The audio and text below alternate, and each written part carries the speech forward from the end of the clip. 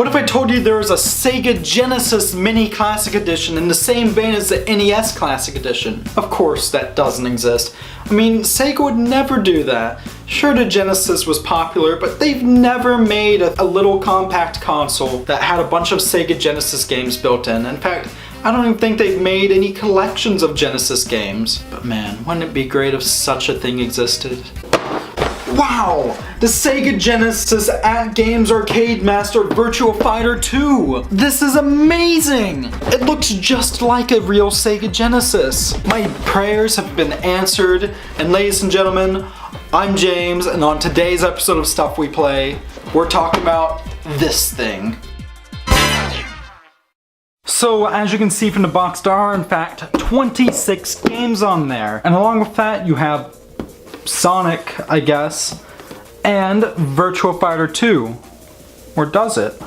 As we can see on the back of the box, it has such great games as Alex Kidd and the Enchanted Castle, Streets of Rage 1 and 2, Kid Chameleon, Shadow Dancer, Sonic Spinball, and 3D Blast, because those were obviously the most popular Sonic games, and of course, Virtua Fighter 2.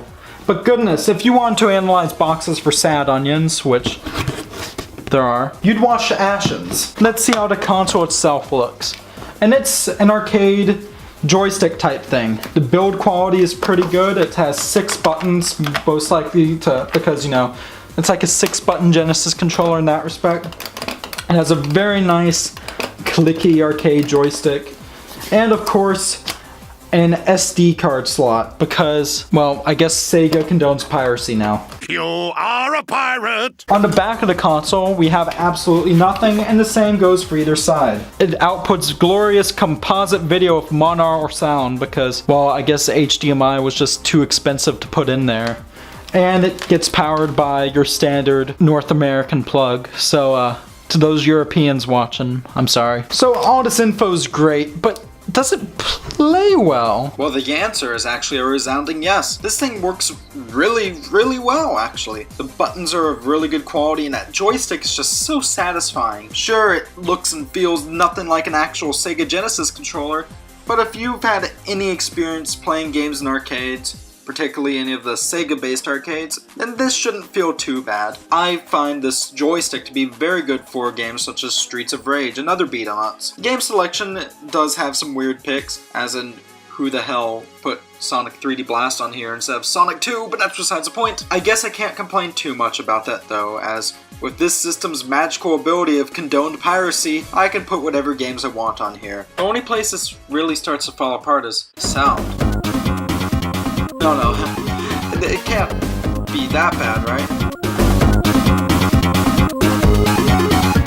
This sounds terrible. I've played on emulators on my smartphone that sound better than this. Like, oh my god. Here's what it's supposed to sound like.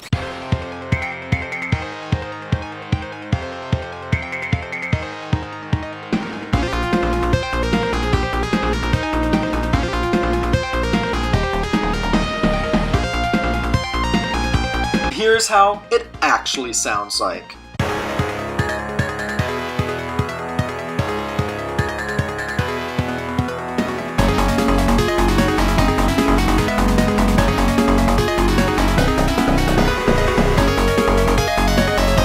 Oh my god, this is terrible. Oh, who thought this was a good idea?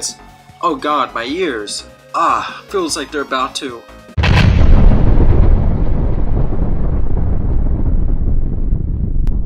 You know, I really wanted to like this thing. It did so much right. It felt good, it played well, but that music, god no. I'd rather not talk about it further. So overall though, could I recommend it all? Well, if you're willing to put your TV on mute, maybe. That's a surprising thing.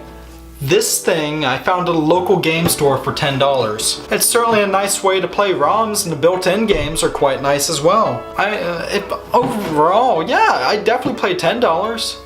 I wouldn't pay any more than $10. That sound just wrecks it for me. Thank thank you for watching, ladies and gentlemen. Make sure if you're on YouTube to subscribe if you enjoyed what you saw. Do the same and follow us on VidMe if you're over there. Check us out on Facebook and Twitter if you haven't, at Stuff We Play, and facebook.com/Let's Talk About Games. Now if you excuse me, I need to go look at some hearing aids.